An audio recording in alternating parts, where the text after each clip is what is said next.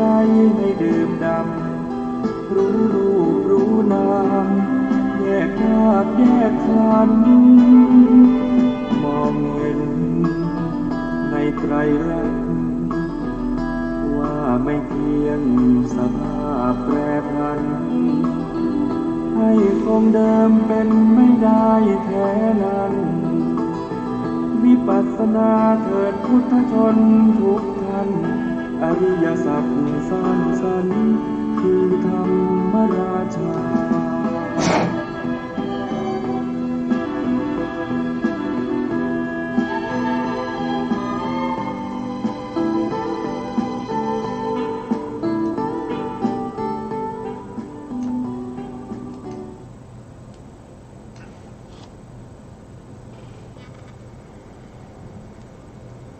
พุทธังสรณังคัจฉามิธัมมังสรณังคัจฉามิสังฆังสรณังคัจฉามิกราบนมัสการพระมหาเถระพระสังฆาธิการพระเถรานุเถระสวัสดีท่านผู้ฟังและผู้ชมทุกท่านกลับมาพบกับรายการพระไตรปิฎกลอยฟ้าครั้งนี้เป็นครั้งที่10ในเรื่องของเวทนานุปัสสนาซึ่งอยู่ในสติปัฏฐาน4นำมาจากพระไตรปิฎกนะครับมีอยู่2เล่มด้วยกันนะครับที่พูดถึงเรื่องของสติปัฏฐานสูตรก็จะมีทั้งที่เป็นทีฆนิกายทีฆนิกายจะอยู่ในมหาวรรคชื่อว่ามหาสติปัฏฐานสติปัฏฐานเล่มที่14ส่วนนี้เล่มหนึ่งก็จะอยู่ในมัชฌิมนิกายมูลปัณณาสในมัชฌิมนิกายนี้จะชื่อว่าสติปัฏฐานสูตรในเล่มที่17นะครับเราก็นำมาจากพระไตรปิฎกแล้วก็นำพระสูตรอื่นๆที่เกี่ยวข้องกับเรื่องของเวทนามาศึกษาไปพร้อมๆกันซึ่งครั้งที่แล้วนี้เราก็ได้ศึกษาในเรื่องของผัสสะนะครับผัสสะที่เกี่ยวที่เป็นเหตุให้เกิดเวทนาผัสสะนี้เป็นเหตุให้เกิดเวทนาตามที่เราได้ศึกษาในเรื่องของความเกิดขึ้นของสภาวธรรมในโลกะนิโรธสูตรว่านะครับอาศัยจักขุกับรูปจึงเกิดจักขุวิญญาณธรรมะ3อย่างประชุมกันก็เป็นผัสสะผัสสะก็คือการประจวบกันของธรรมะ3อย่างธรรมะ3อย่างนั้นก็คือได้แก่อารมณ์วัตถุแล้วก็วิญญาณประจบกันหรือประชุมกันก็เป็นผัสสะเมื่อผัสสะเกิดขึ้นผัสสะก็เป็นเหตุเป็นปัจจัยให้เกิดเวทนาเวทนานั้นมีทั้งเวทนาที่เป็นสุขเวทนาหรือเป็นสมนัสเวทนาโทมนัสเวทนาหรืออุเบกขาเวทนาขึ้นอยู่กับอะไรเวทนาเหล่านี้ที่เวทนาเข้าไปเสพอารมณ์เหล่านี้ก็ขึ้นอยู่กับอารมณ์ถ้าเป็นอารมณ์ที่ดีนะครับเวทนาเจตสิกก็เข้าไปสวยอารมณ์ที่เป็นสมนัสเวทนาถ้าเกิดอารมณ์นั้นไม่ดีเป็นอารมณ์ที่ไม่น่าพึงปรารถนาเวทนาเจตสิกก็จะเข้าไปสวยอารมณ์นั้นโดยความเป็นโทมนัสหรือเป็นทุกขเวทนา ถ้าเกิดอารมณ์ที่มากระทบหรือที่มาประชุมกันนั้นเป็นอารมณ์ที่ปานกลางจะดีก็ไม่ใช่ไม่ดีก็ไม่ใช่ เวทนานั้นก็เข้าไปเสวยอารมณ์ที่เป็นอุเบกขาเวทนาเพราะฉะนั้นถ้าเรารู้เรื่องของอารมณ์เรื่องของอารมณ์เนี่ยเราก็จะรู้ถึงเวทนาที่เข้าไปเสวยอารมณ์นั้นด้วยว่าเป็นอารมณ์ที่ดีหรือไม่ดีเป็นอารมณ์ที่เป็นเวทนาที่เป็นโสมนัสเวทนาหรือโทมนัสเวทนาหรือว่าจะเป็นอุเบกขาเวทนาเราก็สามารถที่จะรู้ได้นะครับซึ่งการที่มีอารมณ์วัตถุแล้วก็วิญญาณประชุมกันเป็นผัสสะเกิดขึ้นเป็นเหตุเป็นปัจจัยให้เกิดเวทนาที่เกิดขึ้นนั้นเสวยอารมณ์เมื่อเสวยอารมณ์สุขก็ตามทุกข์ก็ตามหรืออุเบกขาก็ตามเสวยอารมณ์นั้นบ่อยๆเสวยอารมณ์นั้นมากๆก็ทำให้สัญญาเจตสิกก็จะจำอารมณ์ที่เวทนาเข้าไปเสวยก็จะไปจำว่าอารมณ์นี้นะครับที่เวทนาเสวยนั้นเป็นอารมณ์ที่ดีหรืออารมณ์ที่ไม่ดีหรืออารมณ์ที่ปานกลางหรือเรียกว่ามัชฌตารมณ์เมื่อสัญญาจำอารมณ์นั้นสัญญาจำอารมณ์นั้นจำอารมณ์ที่เวทนาเข้าไปสวยเมื่อจำได้ดีสัญญานั้นนะครับจำอารมณ์ที่เวทนาเข้าไปสวยได้ดีก็จะทำให้เกิดตัณหาก็จะเกิดตัณหาเมื่อตัณหาเกิดขึ้นตัณหานั้นก็จะเข้าไปยินดีพอใจถ้าเวทนานั้นเป็นสมนัสเวทนาแล้วก็สัญญาจำอารมณ์นั้นว่าเป็นอารมณ์ที่ดีตัณหาก็เกิดขึ้นด้วยความยินดียินดีเข้าไปติดอารมณ์นั้นเรียกว่าเป็นรูปตัณหาเกิดเป็นตัณหาขึ้นมาเมื่อตัณหาเข้าไปยินดีบ่อยๆก็มีกำลังมากขึ้นเมื่อตัณหานั้นมีกำลังมากขึ้นก็จะเป็นอุปทานก็จะเป็นตัวตัณหาที่มีกำลังเข้าถึงความเป็นอุปทานก็จะมีการมุปทานนะครับศีลปตุปทานหรืออัตวาทุปทาน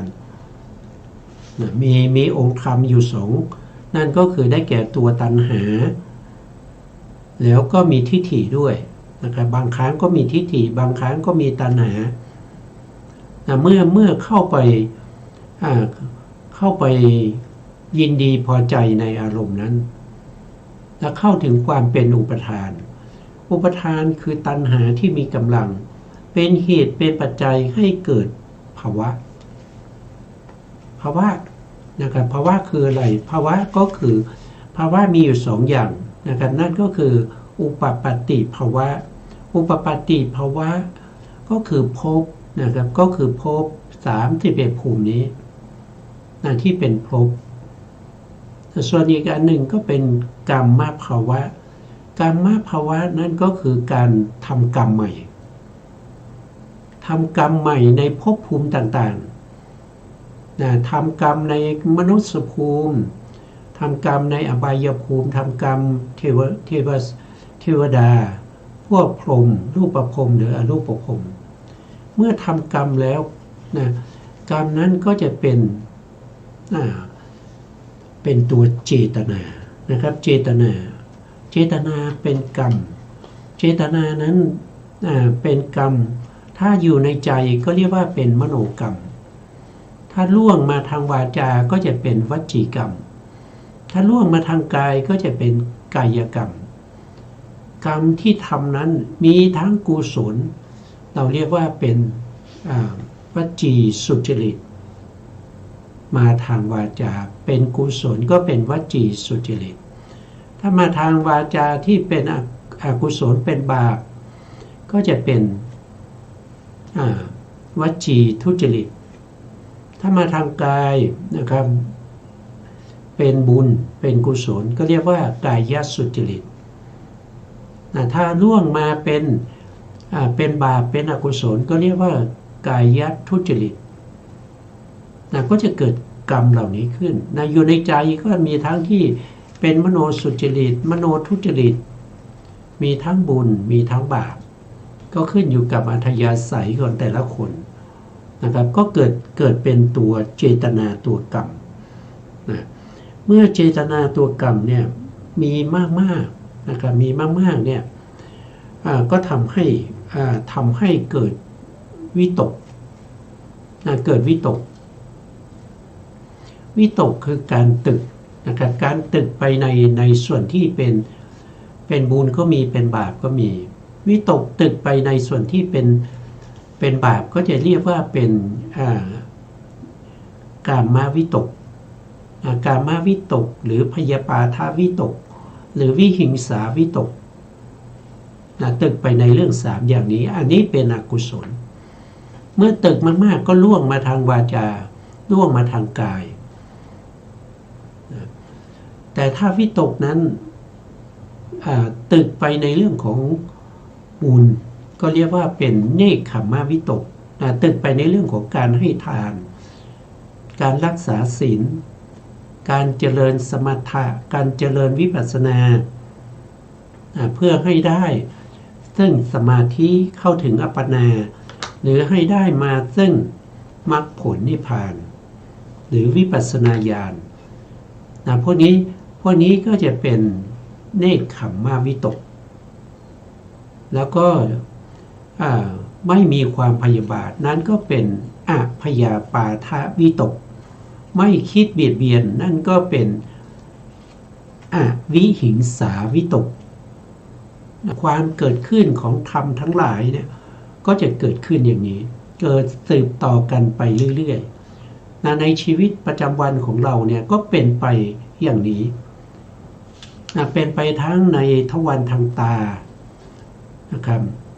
ทวารทางตาเมื่อเห็นอะไรเห็นรูปเมื่อเห็นรูปนั่นก็คือการประชุมกันของธรรมะ3อย่างนั่นก็คือรูปกระทบกับประสาทตาแล้วก็เกิดเป็นจักขุวิญญาณก็เกิดการเห็นแล้วก็เกิดผัสสะเกิดเวทนาเกิดสัญญาเกิดตัณหาเกิดเจตนาเกิดวิตกวิจารอันนี้ก็ต้องเกิดทางตาถ้าเป็นทางหูก็จะมีเสียงมากระทบกับโสตประสาทหรือประสาทหูทำให้เกิดการได้ยินนั่นเรียกว่าโสตวิญญาณธรรมะ3อย่างประชุมกันก็เป็นผัสสะเป็นเหตุเป็นปัจจัยให้เกิดเวทนาได้ยินเสียงแล้วเสียงนั้นไพเราะดีก็เสวยอารมณ์ที่เป็นโสมนัสฟังเสียงแล้วเสียงนั้นไม่ดีเสียงไม่ดีได้ยินเขานินทาได้ยินเขาด่านะครับได้ยินเขากล่าวคำหยาบเสียงนั้นก็ไม่ดีก็ไม่อยากจะฟังนะแต่ตัวเวทนานั้นเข้าไปเสวยอารมณ์ที่เป็นโทมนัสเวทนานะ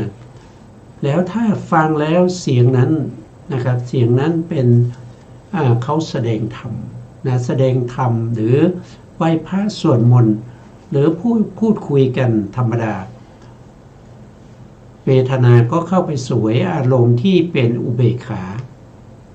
เพราะคนส่วนมากได้ยินเสียงสวดมนต์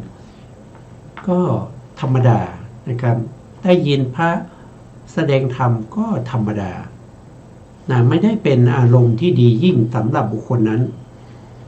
แต่ก็จะมีบางคนที่เขาฟังแล้วเขาจะเกิดความยินดีเกิดโสมนัสนะครับเมื่อเวทนาเสพอารมณ์ที่เป็นโสมนัสหรือว่าจะเป็นโทมนัสทางหูบ่อยๆสัญญาก็จะจำอารมณ์ที่เวทนานั้นเข้าไปเสวยเมื่อสัญญาเข้าไปจำอารมณ์นั้นนะครับก็จะเกิดเป็นตัณหาขึ้นมา นะเกิดตัณหาก็ไปยินดีพอใจในสิ่งที่สัญญาจำเมื่อตัณหามีกำลังก็เป็นอุปทานเมื่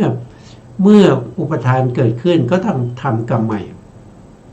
นะเมื่อทำกรรมใหม่ทำกรรมใหม่ทำกรรมใหม่นั้นด้วยตอนแรกก็เมื่อตัณหาเกิดขึ้นตัณหามากๆก็ทำให้เกิดตัววิตกก็คือเข้าไปตึกนะเมื่อวิตกเข้าไปตึกในอารมณ์นั้นวิจารณ์ก็จะเกิดขึ้นมาเขาขึงอารมณ์นั้นหรือตองอารมณ์นั้นสภาวะธรรมทางตาทางหูก็เป็นไปอย่างนี้สภาวะธรรมทางจมูกเมื่อมีกลิ่นมากระทบกับจมูกก็เกิดฆานวิญญาณฆานวิญญาณนะครับรู้อะไรรู้กลิ่นธรรมะสามอย่างนี้ประชุมกันก็เป็นผัสสะเป็นเหตุให้เกิดเวทนาสวยอารมณ์อะไรมากๆก็จะเป็นสัญญาก็จะจำอารมณ์นั้นสัญญาจำอารมณ์นั้นได้ก็จะเกิดตัณห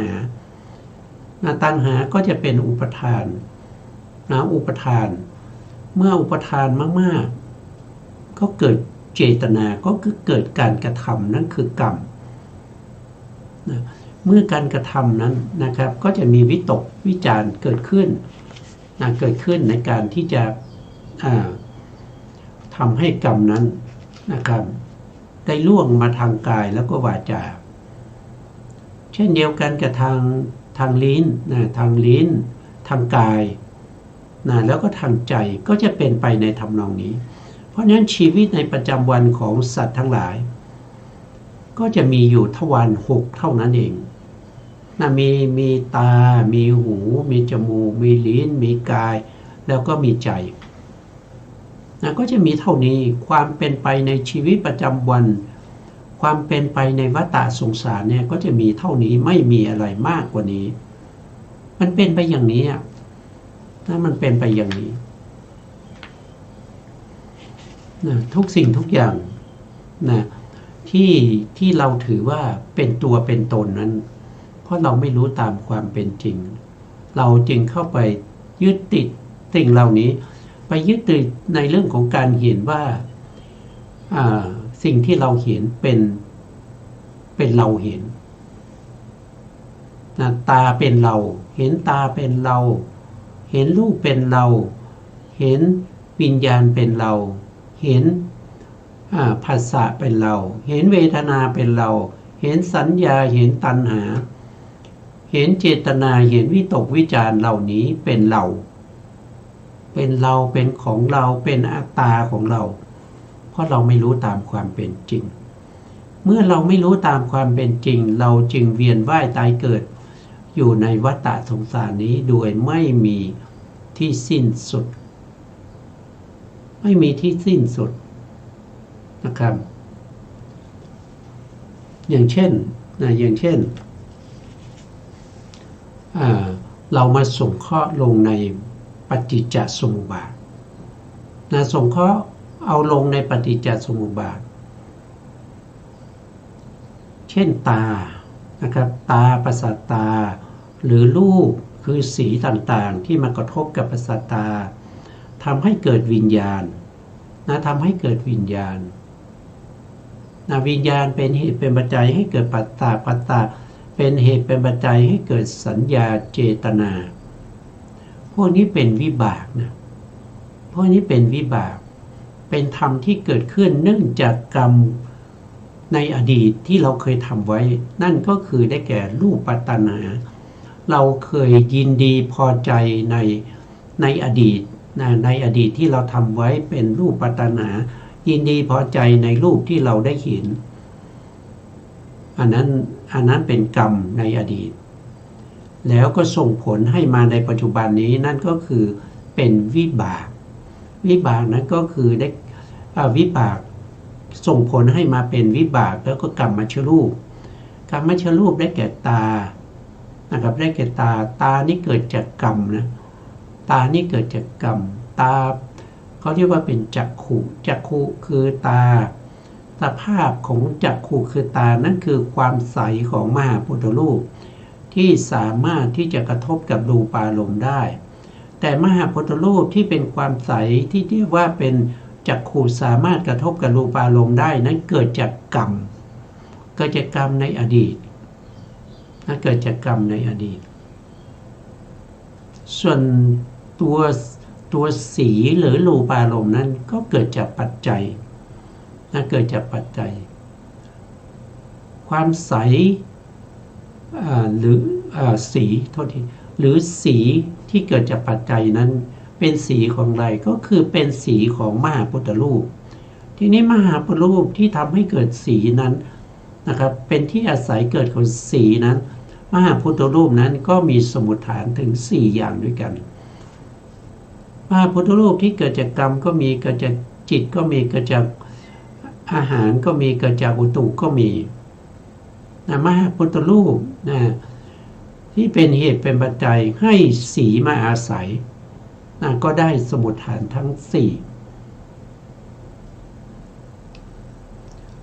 แล้วตัวเวทนา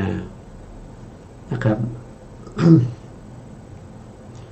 ตัววิญญาณวิญญาณก็เป็นผลของกรรมเกิดจากอะไรเกิดจากอกุศลกรรมบ้างถ้าเกิดจากอกุศลกรรมก็จะเป็นตาของอะไร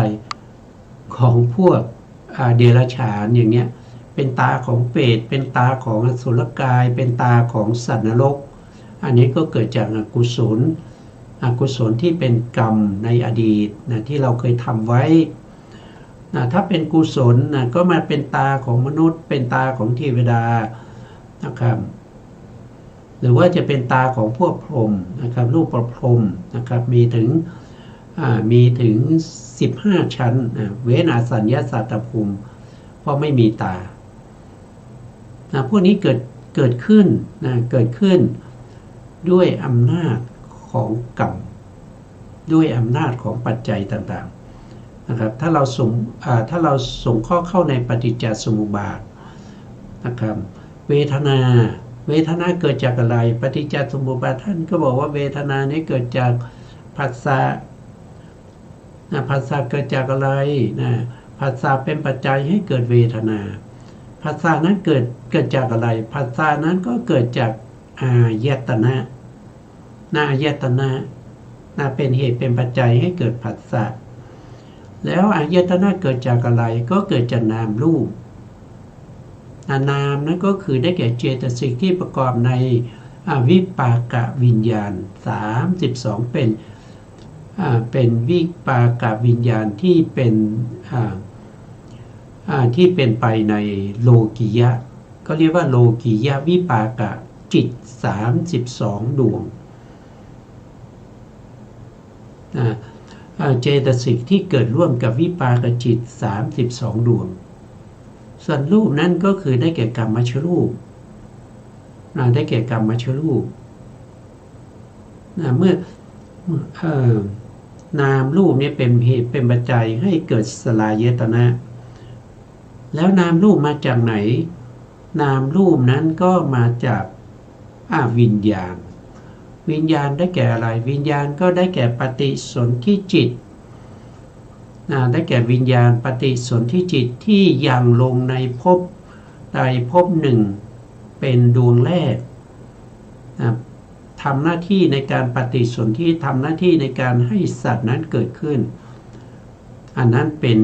วิญญาณนั้นเป็นเหตุเป็นปัจจัยให้เกิดนามและรูปแล้วทีนี้วิญญาณมาจากไหนวิญญาณก็มาจากสังขารนะครับสังขารก็มีทั้งบุญญาภิสังขารบุญญาภิสังขารอเนญชาภิสังขารทำให้มีปฏิสนธิวิญญาณในภพใหม่แล้วสังขารมาจากไหนล่ะสังขารก็มาจากอวิชชาอวิชชาคือความไม่รู้เป็นเขาเรียกว่าเป็นหัวจักใหญ่ในการเวียนว่ายตายเกิดอันนี้ก็เป็นชุดที่1นะครับต่อมาถ้าเวทนานะครับเวทนาเป็นเหตุเป็นปัจจัยให้เกิดตัณหา อันนี้มาในปฏิจจสมุปบาท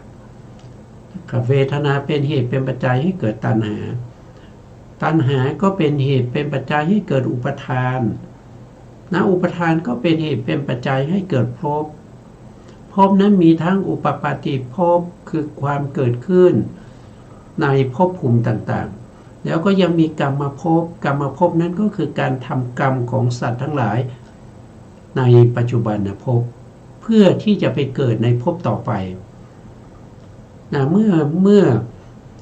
อุปทานเป็นเหตุเป็นปัจจัยให้เกิดภพก็ยังเป็นเหตุเป็นปัจจัยให้เกิดชาติคืออาการการเกิดขึ้นของปฏิสนธิจิตแล้วก็กรรมชรูปที่เกิดขึ้นครั้งแรกในภพภูมิต่างๆเมื่อมีชาติก็ต้องมีความชราความแก่เมื่อมีชาติก็มีชราเมื่อมีชราก็ต้องมีพยาธิแล้วก็จะต้องมีมรณะก็มีโสกะปริเทวทุกขโทมนัสและอุปายาสะความเกิดขึ้นแห่งกองทุกข์ทั้งสิ้นนี้ก็ด้วยประการอย่างนี้ก็มาด้วยประการอย่างนี้แต่ปฏิจจสมุปบาทที่เป็นไปทางตานะครับที่ไปทางหูที่เป็นไปทางจมูกทางลิ้นทางกายแล้วก็ทางใจก็จะมีเป็นชุดๆของเขาเพราะฉะนั้นสัตว์โลกทั้งหลายนะครับที่เวียนว่ายตายเกิดก็มาด้วยเหตุอย่างนี้ถ้าเราสงข้อไปในวัฏฏะเขาเรียกว่าเป็นวัฏฏมูล3นะวัฏฏมูล3นั่นก็คือได้แก่1ก็คือได้แก่วิปากวัฏ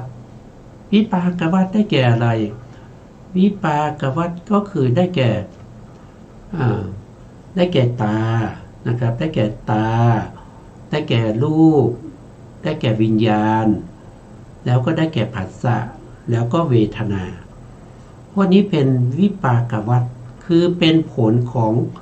กรรมในอดีตที่เราเคยทำไว้ในอดีตเนี่ยส่งผลมาให้ได้มาซึ่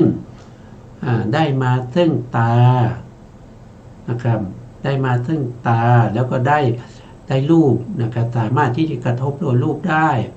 แล้วก็ได้จักขูวิญญาณมาได้ผัสสะมาได้เวทนามาอันนี้ก็มาจากไหนก็มาจากกรรมเก่าทีนี้เมื่อมีเวทนาก็มีตัณหาก็จะเป็นกิเลสวัฏคือเป็นกิเลสในภพใหม่กิเลสในภพใหม่เกิดขึ้นเมื่อตัณหามีกำลังเป็นอุปทานก็เป็นเหตุเป็นปัจจัยให้เกิดกรรมภาวะกรรมภาวะนั้นก็จะเป็นตัวกรรมก็เป็นกรรมวัฏก็จะวนอยู่ในวัฏฏะ3นี้เมื่อมีวิปากวัฏก็มีกิเลสวัฏเมื่อกิเลสวัฏเกิดขึ้นก็จะมีกรรมวัฏเมื่อทำกรรมวัฏก็จะมีวิปากวัฏก็จะมีผลเมื่อผลมีก็มีกิเลสที่ว่ากิเลสวัฏก็หมุนเวียนอยู่อย่างนี้ไม่มีที่สิ้นสุดไม่มีที่สิ้นสุดถ้าเราไม่รู้ข้อประพฤติปฏิบัติเพื่อให้เข้าถึงความดับแห่งเวทนาคือต้องรู้ชัดที่พระพุทธองค์ได้แสดงไว้เมื่อเสวยสุขเวทนาก็รู้ชัดว่าเราเสวยสุขเวทนาเมื่อเสวยทุกขเวทนาก็ต้องรู้ชัดว่าเราเสวยทุกขเวทนาเมื่อเสวยอทุกขมสุขเวทนาก็รู้ชัดว่ากำลังเสวยอทุกขมสุขเวทนาแล้วก็เวทนาเหล่านี้นะครับไม่สามารถที่จะเสวยเวทนาพร้อมๆกันทั้งสุขและทุกข์หรือว่าทั้งสุขแล้วก็เฉยๆทุกข์แล้วก็เฉยๆไม่ได้ในขณะที่เขาเสวยเวทนาเขาต้องเสวยเวทนาอย่างเดียวเท่านั้นเวทนาเจตสิกเข้าไปเสวยสุขเวทนาก็จะมีสุขเวทนาอย่างเดียวจะไม่มีทุกขเวทนาจะไม่มีอุเบกขาเวทนา เมื่อเวทนาเจตสิกเข้าไปเสวยอารมณ์ที่เป็นอารมณ์ที่ไม่ดีก็จะเป็นทุกขเวทนาในขณะนั้นก็จะมีเฉพาะทุกขเวทนาอย่างเดียวไม่มีสุขเวทนาหรืออุเบกขาเวทนาในขณะที่เวทนาเจตสิกเข้าไปเสวยอารมณ์ที่เป็นปานกลางก็จะมีเวทนาที่เป็นอุเบกขาในขณะนั้นก็จะไม่มีสุขแล้วก็ไม่มีทุกข์มีแต่อุเบกขาอย่างเดียวเท่านั้นอันนี้คือการรู้ชัดเหตุเกิดแห่งเวทนาต้องรู้ชัดเหตุเกิดแห่งเวทนาเวทนาเกิดจากอะไรเกิดจากผัสสะต้องเกิดจากผัสสะแล้วก็เกิดผัสสะเกิดจากอะไรก็เกิดจากการประชุมของธรรมสามอย่างธรรมสามอย่างที่เกิดขึ้นนั้นเพราะอะไรก็มาจากกรรมมันก็จะเกิดจะรู้ชัดในเรื่องของความเกิดของผัสสะแล้วก็ความดับของผัสสะผัสสะดับเพราะอะไรก็เพราะว่าผัสสะดับเวทนาดับเพราะอะไรก็เพราะว่าผัสสะดับเมื่อผัสสะดับเวทนาก็ต้องดับแล้วอะไรเป็นเหตุเป็นคุณของเวทนาก็คือสุขสมนัตนะเป็นคุณของเวทนาอะไรเป็นทุกข์ของเวทนานั่นก็คือได้แก่ทุกข์และโทมนัสอันนั้นเป็นโทษของเวทนานั้นเป็นโทษของเวทนาแล้วก็ต้องรู้ข้อปฏิบัติให้ถึงความเกิดแห่งเวทนาอะไรเป็นข้อปฏิบัติให้ถึงความเกิดแห่งเวทนาท่านก็บอกว่าตัวตัณหานั่นแหละเป็นข้อประพฤติปฏิบัติให้ถึงให้เวทนานั้นเกิดขึ้นแล้วอะไรเป็นข้อปฏิบัติให้ถึงความดับแห่งเวทนาปฏิปทาที่เข้าถึงความดับแห่งเวทนาท่านก็แสดงไว้ก็คืออริยมรรคมีองค์8มัชฌิมาปฏิปทาข้อปฏิบัติทางสายกลางที่พระพุทธองค์ทรงตรัสรู้ได้ด้วยพระองค์เองนะอันนี้เป็นข้อปฏิบัติให้ถึงความดับแห่งเวทนาแล้วจะต้องรู้ถึงความเขาเรียกว่าเป็นนิสรณะของเวทนาก็คือการสละคืนซึ่งตัณหาที่เป็นเหตุเป็นปัจจัยให้เกิดเวทนาเหล่านั้นแล้วก็ต้องรู้ที่ดับของเวทนาด้วย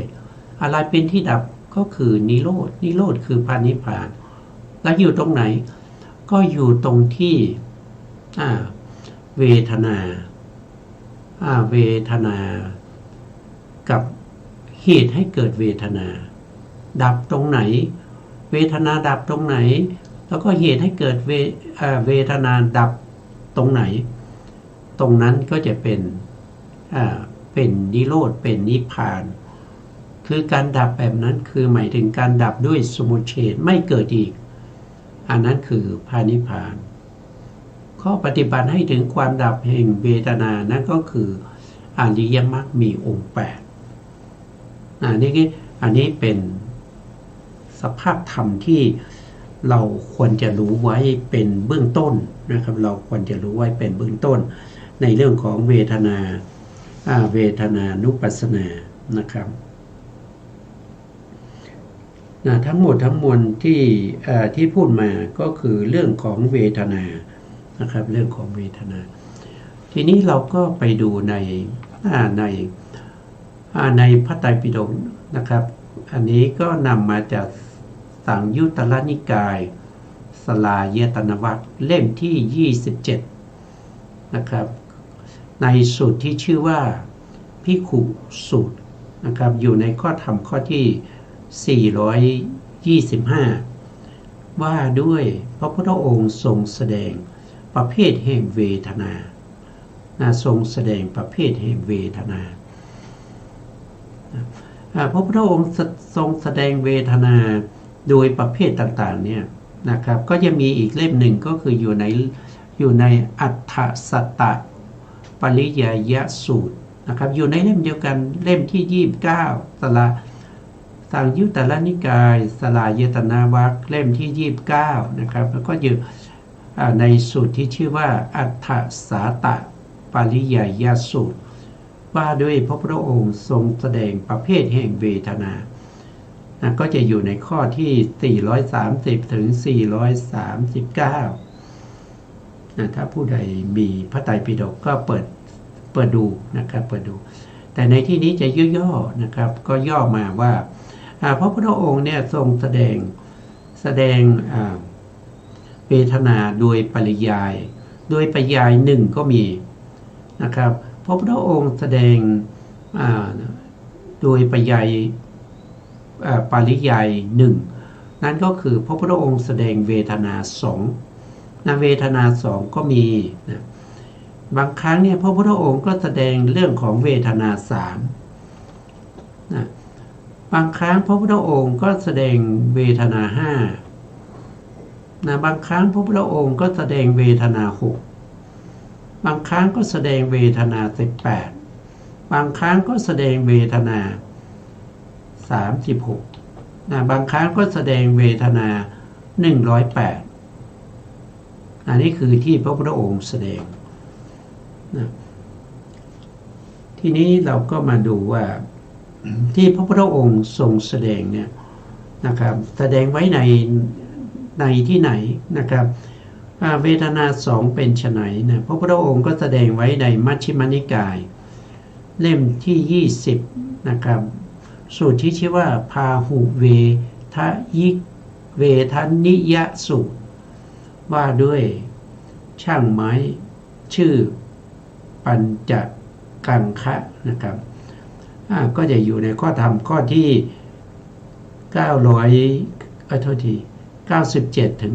99นะครับเราผมนำพระสูตรนี้มาด้วยนะครับเราก็มาดูกัน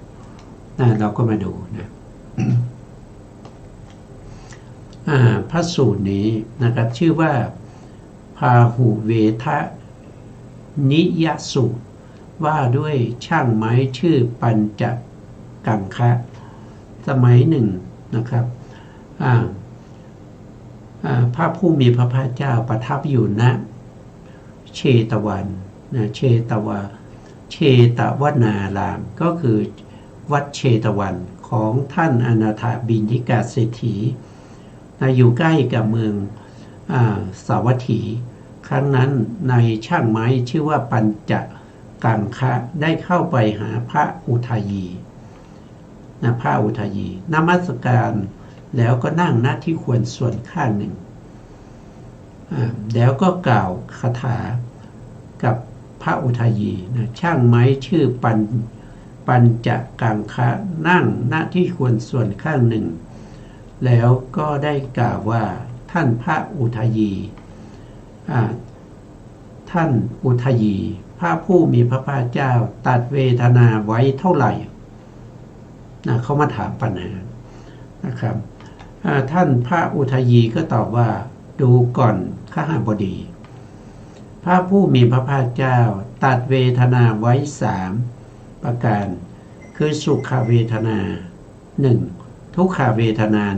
1อาทุกขมสุขเวทนา1ดูก่อนข้าบดีพระผู้มีพระภาคเจ้าตัดเวทนาไว้3ประการนี้แหละแต่ช่างไม้นะปัญจกังคะนี่เขาก็แย้งขึ้นมาว่าข้าแต่ท่านพระอุทายีพระผู้มีพระภาคเจ้าได้ตัดเวทนาไว้3ประการพระผู้มีพระภาคเจ้าพระผู้มีพระภาคเจ้าไม่ได้ตัดเวทนา3ประการพระผู้มีพระภาคเจ้าตัดเวทนาไว้2ประการคือสุขเวทนา1ทุกขเวทนา1เพราะทุกขมสุขเวทนาพระผู้มีพระภาคเจ้าตัดไว้ในสุขอันสงบอันปราณีตก็คือหมายความว่า พระพุทธองค์ทรงแสดงอทุกขมสุขเวทนานั้นไปประกอบอยู่ในสุขเวทนาแล้วนะครับก็คืออุเบกขาเวทนาส่วนมากแล้วก็จะใกล้เคียงกับสมนัตเวทนาท่านว่าอย่างนั้นนะครับท่านพระอุทยีก็ได้กล่าวว่าดูก่อนข้าหบดีพระผู้มีพระภาคเจ้าไม่ได้ตัดเวทนาไว้2ประการพระผู้มีพระภาคเจ้าตัดเวทนาไว้3ประการคือสุขเวทนา1ทุกขเวทนา1แล้วก็อทุกขมสุขเวทนา1ดูก่อนข้าบดีพระผู้มีพระภาคเจ้าตัดไว้3ประการนี้แหละทีนี้ช่างไม้ก็ไม่ยอมเหมือนกันนะครับก็บอกว่า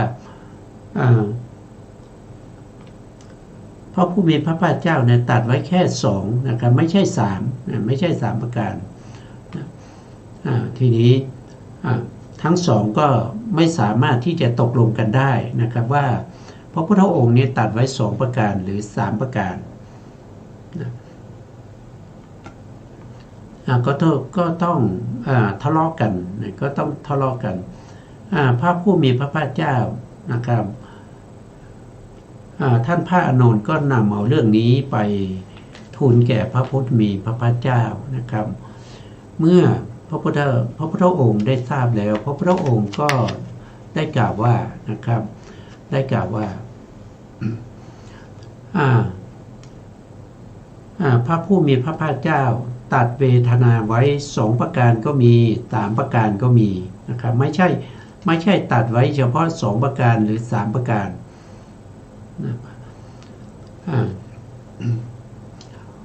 คือพระอุทายีเนี่ยก็ไม่สามารถที่จะทำให้ช่างไม้นะยอมรับได้ว่าพระพุทธองค์แสดงเวทนาไว้3ประการนะครับแล้วก็มาดู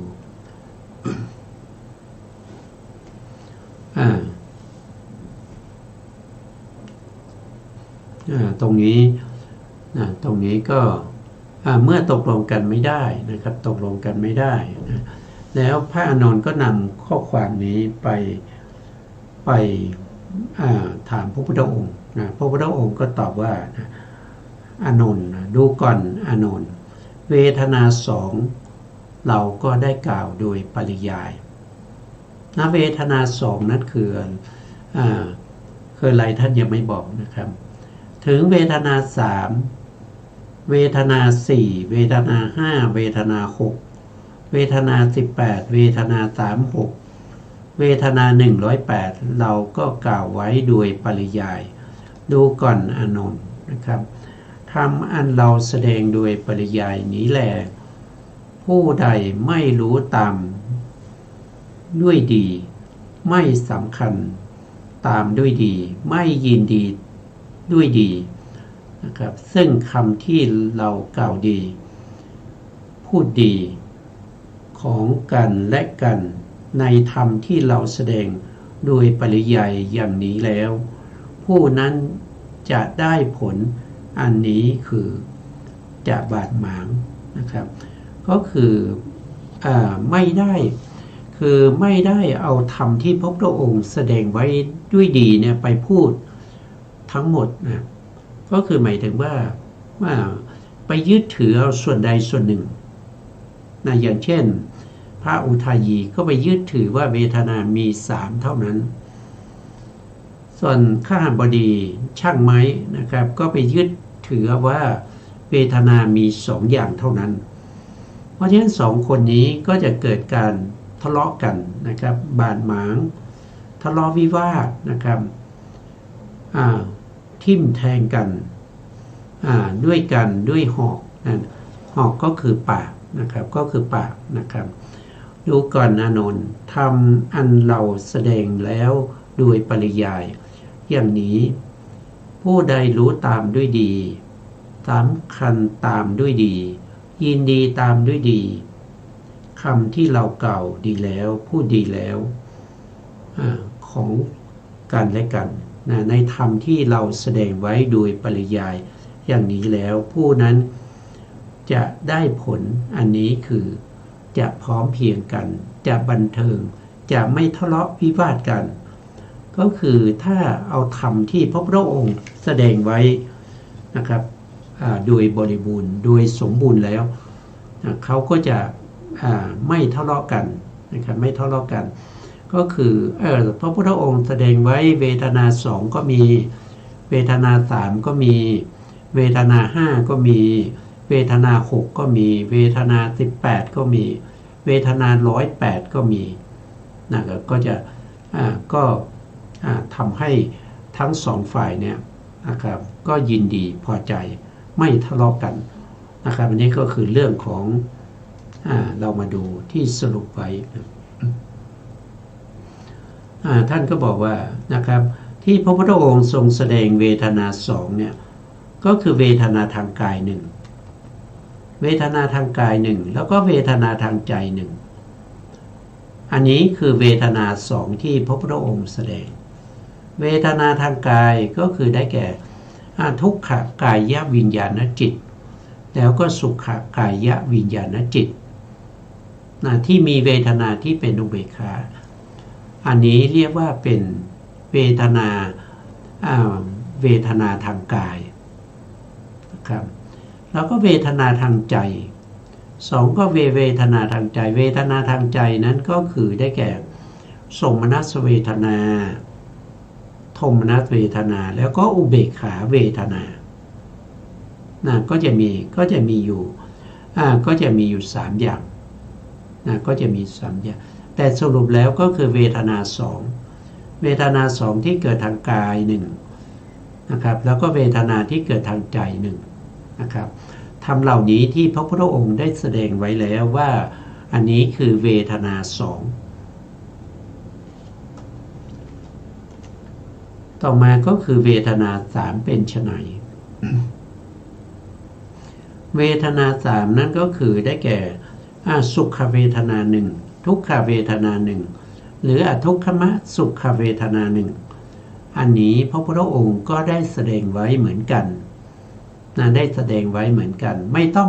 งทะเลาะกันนะครับไม่ต้องบาดหมางกันไม่ต้องทำร้ายกันพระพุทธองค์แสดงไว้ทั้ง2อย่าง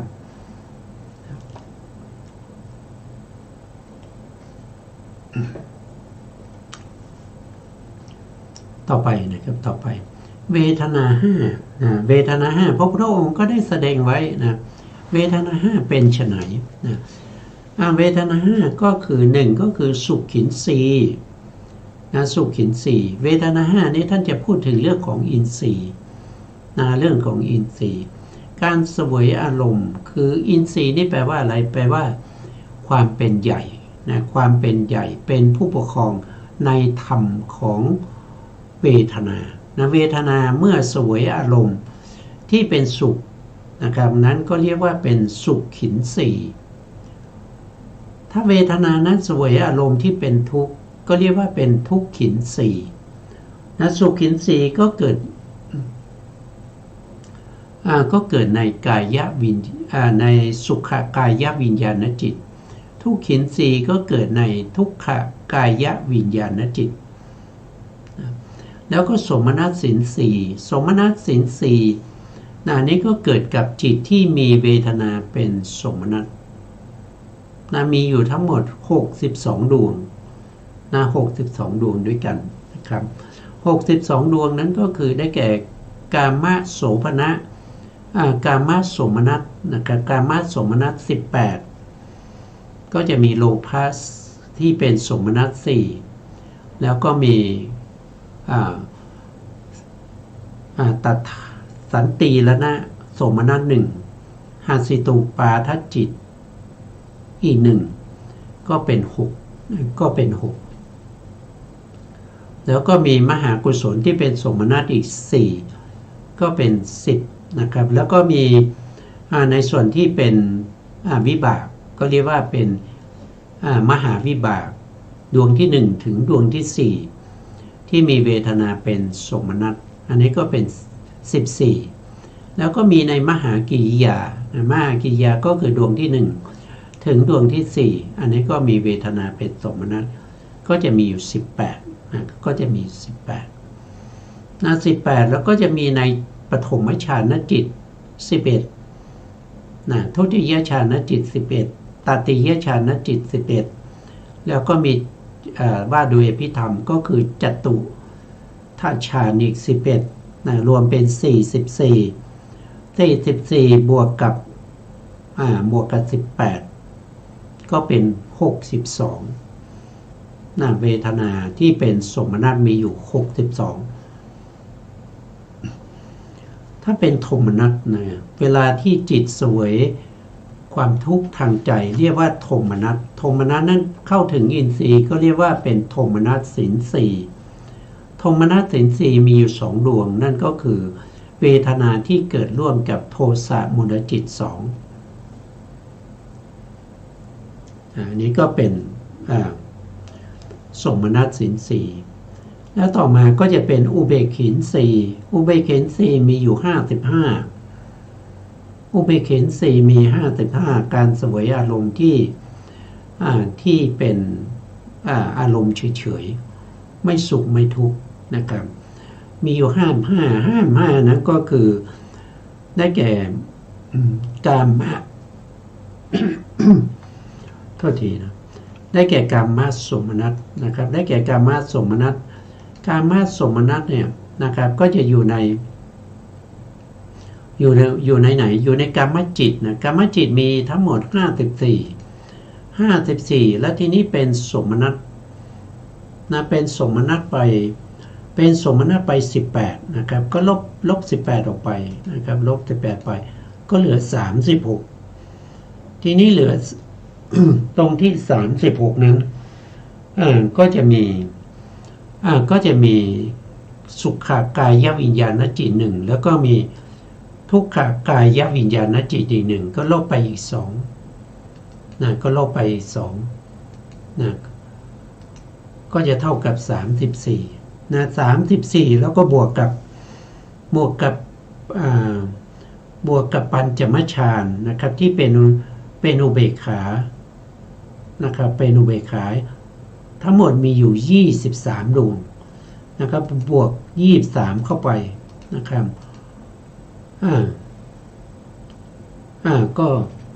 ก็เป็น55นะครับก็เป็น55ลบออก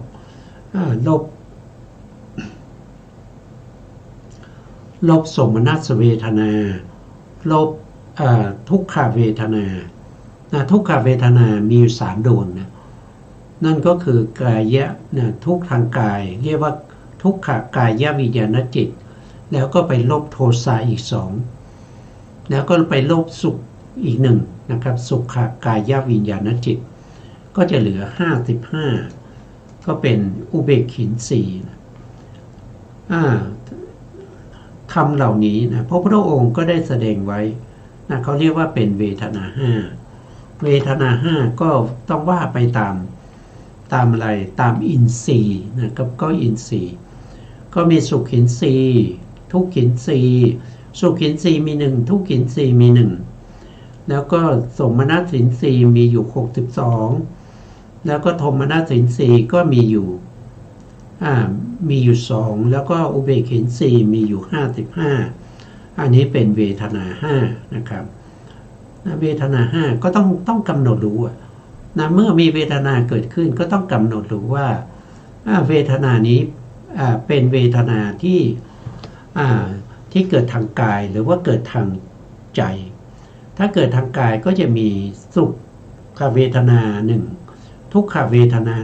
1ถ้าเกิดทางใจก็จะมีอยู่3นั่นก็คือได้แก่โสมนัสเวทนา1โทมนัสเวทนา1แล้วก็อุเบกขิน4เวทนาอีก1อันนี้ก็คือเกิดทางใจรวมแล้วก็เป็น5นะครับอันนี้พระพุทธองค์ก็ได้แสดงไว้นะครับใครมากล่าวว่าพระพุทธองค์ไม่ได้แสดงคนนั้นก็กล่าวตู่คำสั่งสอนของพระพุทธเจ้านะครับซึ่งเป็นการกระทำที่ไม่ดีนะไม่สมควรนะครับไม่สมควรที่จะกล่าวอย่างนั้นนะเพราะว่าพระพุทธองค์ได้แสดงไว้นะครับแล้วเวทนา6ก็มีนะครับแต่วันนี้ เราคงเอาไว้แค่นี้ก่อนนะครับ เพราะว่าเวลาเราหมดแล้วนะสุดท้ายนี้ก็ขอกราบขอบพระคุณพระครูสมุทรวิสุวัฒน์วรกิจโจผู้อำนวยการสถานีวิทยุเพื่อการศึกษาพระพุทธศาสนาและวัฒนธรรม FM 104.5 เมกะเฮิรตซ์วัดฝายหินจังหวัดเชียงใหม่และขอกราบขอบพระคุณพระครูปริยัติยานุศาสตร์ขอบคุณท่านผู้ฟังและผู้ชมทุกท่านนะครับที่ให้เกียรติติดตามในรายการพระไตรปิฎกลอยฟ้าวันนี้ลาไปก่อนพบกันใหม่ในครั้งต่อไปครับสวัสดีครับ